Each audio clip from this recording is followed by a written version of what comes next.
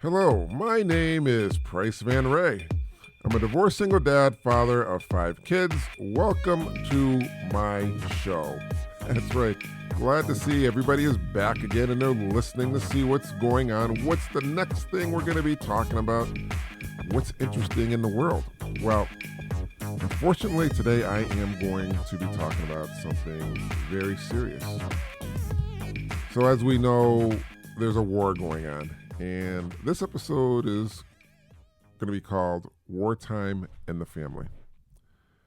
But before we do that, I'd like to say a few words. The rain can wash away your worries if you let it. That's right, I truly believe rain can wash away your worries. Do you remember when you were a child and you were sad? And you just went outside in the rain, and as the rain hit your face, it just made you happy. I mean, I'm not going to say you'd go outside in the rain just when you're sad, but a lot of times you, as a child, you can go out in the rain when you're happy. But I'm just saying, it can wash away your worries. And if you're sad about anything, concerned about anything, all you have to do is let the sun hit you on the face, get a little wet, bathe yourself with the water from the heavens, and believe me, it will do wonders. So that's what I believe. That's what I think. Because rain can be magical. That's absolutely right. Rain can be the most magical thing in the world. That being said, we're going to move on to something serious in the show. And we're talking about wartime in the family. Now, here's the thing.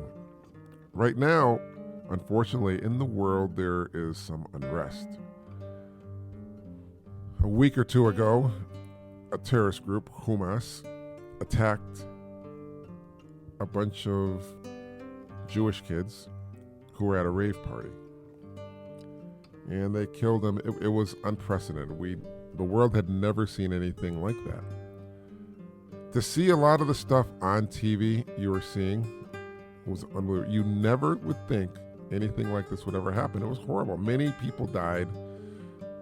Many kids, parents, siblings were abducted and they were unfortunately killed. Now, I'm talking about this because as a parent, I cannot imagine what a lot of these other parents and people are thinking right now. They must stay up at night. It's horrible.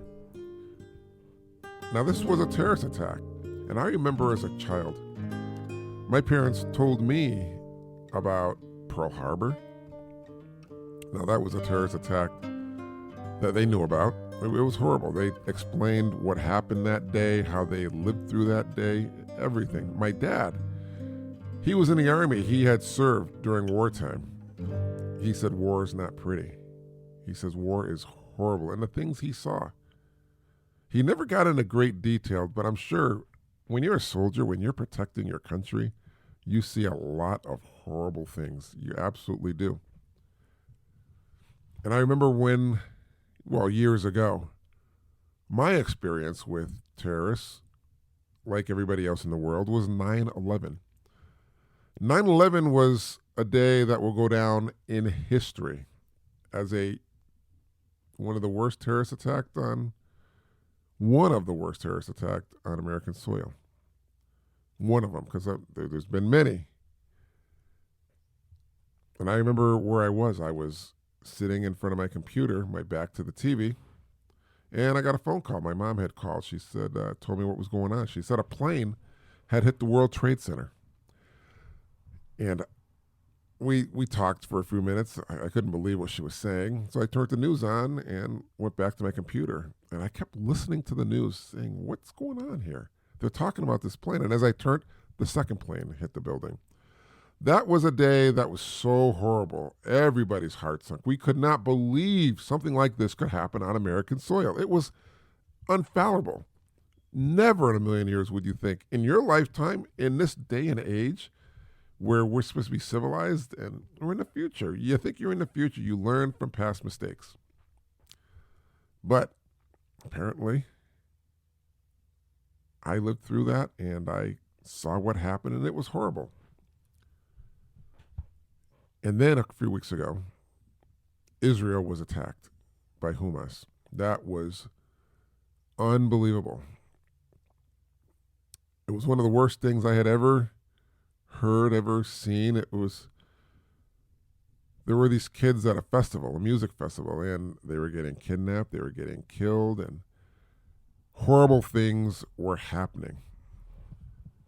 And as a parent, I'm telling you this, as a parent, this is one of the things you never, ever want to go through. You never want to experience something like this, because who in their rightful mind would say, hey, I've experienced this, it wasn't a big deal. No, this is a big deal. And as a parent, I can't imagine what a parent has to go through. The horrors, the devastation, staying up at night, knowing something is happening to your child or did happen. It's a parent's worst nightmare. There are so many horrors of war. I don't want to get into the details, but this is why we don't want to go to war. This is why civilized people want peace. War is the worst thing in the world because it affects your child. Now, being a parent, like I said, I can't imagine what these other parents are going through. No one wants their child, their mother, their father, their brother to go through something like this. It is so horrible. The thoughts that run through your head, the knowing, the not knowing, it's horrible. And to be honest with you, time is the enemy. The waiting, the not knowing. It is something you just don't want to go through. And when you're a parent, you love your child. You don't want them to go through something like this. We care from the minute our children are born, and even before, when they're growing in the womb of your loved ones. You're saying to yourself, hey, I love this child. You want what's best for the child. You want to keep that child safe. You will sit there for hours talking to the child inside your wife's womb or your girlfriend's womb or the womb. You'll make these silly little sounds. There's just a connection, a love connection, something you don't want to break, an umbilical cord. In fact, when you have a child, there is a lifetime umbilical cord you never want to sever, and hopefully you never do, because it is that connection that brings you closer to your child. That connection that says, hey, I love you, and if you get too far, I will pull you back.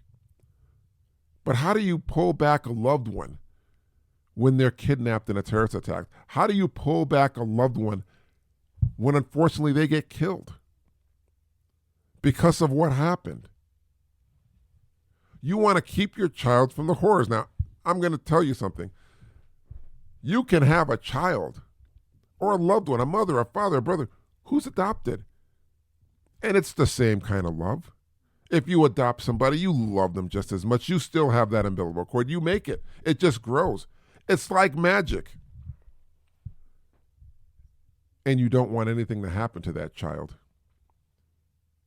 Whether they are blood or not, they are your child. Whether they are blood or not, they are your parents. Whether they are blood or not, they're your brothers, your sisters, your nieces, your nephews. They're the ones you love. They're the ones that you care about. And nothing in the world is going to make you think any differently. You are going to love the one you love no matter what. You are going to hope for the best. You are going to hope nothing happens to them, because we love the ones we love, our children. And that's what I'm talking about right here, our children.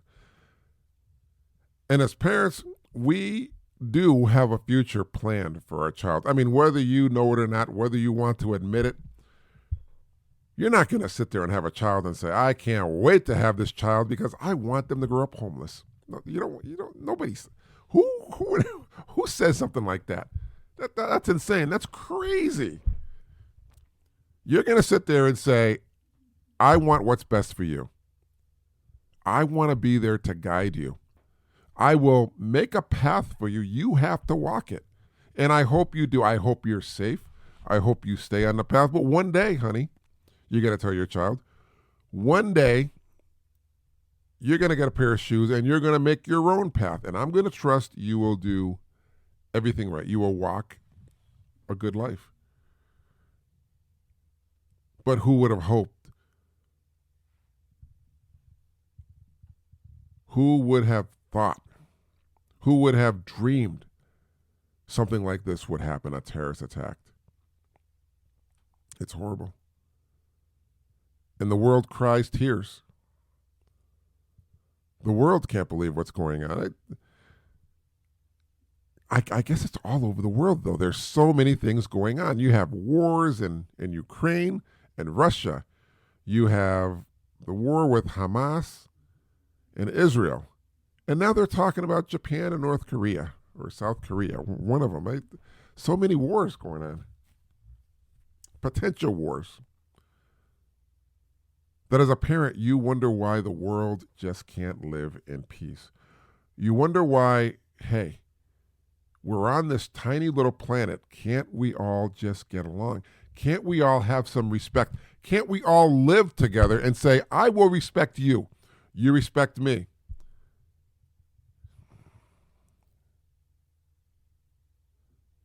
We hope nothing happens to our kids. Now, like I said, this is forever dad. So I'm talking about kids. It's happening, the war with Hamas and Israel. It's happening with parents, sisters and brothers. It's horrible. That's the only thing I can say. It's ugly and it's horrible. You know, when my kids were small, I had fears. I had really big fears. And yeah, one was a terrorist, being killed by terrorists. Others were being abducted. I mean, you hear a lot of stuff and you say, my God, could this happen to my child? Could it?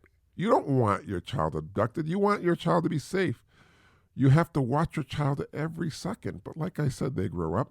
They make their own path. And they have to live their life. And you hope the life that they live is going to be a great one, a happy one, one not tainted by the horrors of terrorism, not tainted by the evil of the world, not tainted by those who would harm them, who would hurt them, who would do them ill will. Because we love our children. We love them, and we want, like I said, we want what's best for them. One of my other biggest fears was my child getting in a car accident. Every time my phone rings, I have kids who are grown now. They're pretty much adults. My oldest one she's 27 or 28. I got 5 kids. It must be a guy thing. We never remember ages or birthdays. But my oldest daughter, when she was in California, she was over there, I worried. My second daughter, she works at a college, and I worried. And I would always worry every time my phone rung. I don't know if this is a worrying dad or a worrying parent, but every time the phone rang, I'd say, I hope my kids are safe. And every time my children call, I hope it's not just me. Every time they call, I say, I hope the first thing out of their mouth isn't, Dad, before I say anything, I just want you to know I'm okay. Because then after that, you're going to be like, oh my God, what happened? Honey, tell me what happened. It's a fear. I love my kids so much. I don't want anything to happen to them. And I know the world can be a very ugly place. The world can be horrible. It's filled with horrors. It's filled with a lot of good too. I mean, I'm not going to say the world's not good. But there are horrors in the world. And we do try to shelter our children from all the horrors like that. Because we love our children. The other thing that was a fear of mine is my children getting assaulted. No parent wants that. No decent, loving parent wants their child to get assaulted. When I grew up, I used to listen to a lot of talk shows, a lot of TV shows, and they would talk about daycare centers. how sometimes, and some of them, not all of them, but some of them, kids would be abused. So my biggest fear was putting my child in a daycare. I said, at the time I told my wife, I said, I don't know if I'm comfortable putting my child in a daycare. As a parent, though, we have to trust, we have to let go. And we were lucky. My kids were older. I said, did anything ever happen? They said, no, the daycare was fine. But I'm going to tell you, recently, there was a daycare. I believe the child was 1 or 2. And I'm not sure, I'm not even sure where this happened, but I guess a child was left in daycare and they found a pill on the floor, a drug, and they ate it and they died. The daycare place, they were running a drug ring out of their daycare. How crazy is that? The father was devastated. He couldn't believe what happened. I can't believe it. When you hear about stuff like that, it just brings back memories and flashbacks. You're like, my God, I was so fortunate that my child never had to experience something like that. Because stuff like this does go on. And you want to keep your children safe. You don't want anything to happen to your child. You don't want your child to get something like that. Just a pill. It was just a pill. An illegal pill that the child ate, and lives were touched and devastated. The other thing I always feared was school shootings. It isn't like this happen every day, but when you do hear about it, my God, you're like, my God. When my kids were younger, I said, I have children in school. I hope nothing happens to them. You never know what's going to happen. You never know what a child's going to bring to school. And I think last year a child, I don't know if it was a 5th grader or it was a very young child, brought a gun to school and shot his teacher. Teacher survived. But he brought a gun to school. Horrible. Who would think something like that would happen? The other thing is, I always worried, my biggest fear was drugs. Hoping my child never was on drugs, never had experienced something like this. Now, I'm going to tell you something. I had a family member. I think we were here at a family, probably Thanksgiving or Christmas. And some of the family came over, and my kids were younger. And they had a child, and they said, hey, you know what this is? I can't remember if it was a picture or if they actually had it in their hand. But what shocked me was I said, I don't know what that is. And then he turned to his child and said, hey, you know what this is, right? He said, yeah, I know what this is. The child was the same age as my kid, probably about 10. And I said, listen, I don't know what that is. What is it? And he seemed like he was so proud to say he knew what it was, and he was proud that his child knew what it was. It was a crack pipe. And I said, my kid wouldn't know anything about that, and neither would I, because we don't do crack. So, no. But they were proud. They were proud. They knew what a crack pipe was. Well, you know what? My kids don't need to know something like that, because I don't want my kids on drugs. That's how I'm raising my kids. Now, hey, somebody can raise their kids any way they want. Raise your kids, do it. They're your kids. I would hope you'd raise them the right way, but who knows? Maybe someone showing their child a crack pipe, that's okay for them, but it's not okay for me.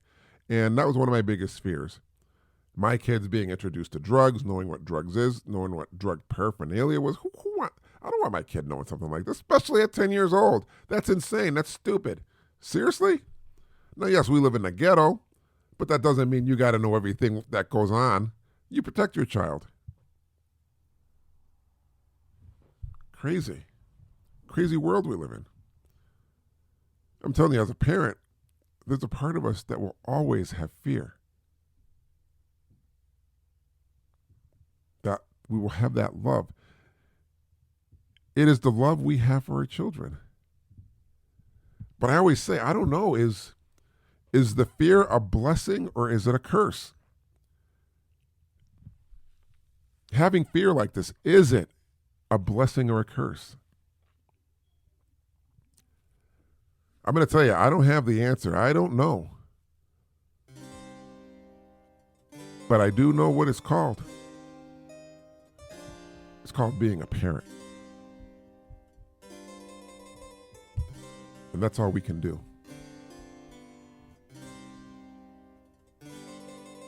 And now, it's story time.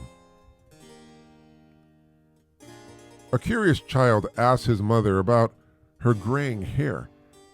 Her mother thought it could be an opportunity to teach her child a lesson. So, she said that every bad action of his turns one of her hairs gray.